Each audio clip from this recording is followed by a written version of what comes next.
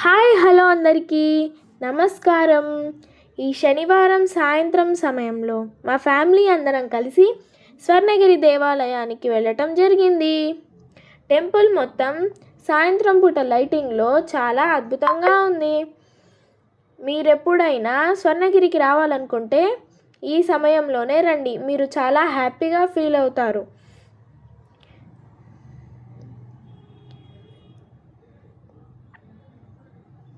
మేమైతే మెట్ల దారి గుండా పైకి వెళ్దామని అనుకున్నాం.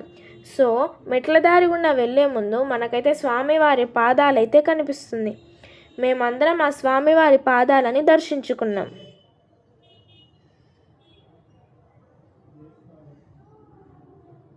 స్వామివారి పాదాలను దర్శించుకొని మెట్ల గుండా మేమైతే పైకైతే చేరుకున్నాం. మా దర్శనం అయితే చాలా బాగా జరిగింది.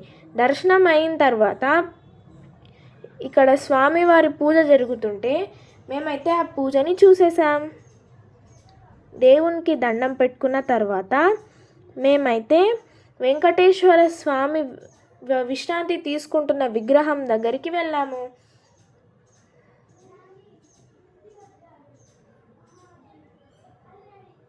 స్వర్ణగిరిలో ఇదే మెయిన్ ప్లేస్.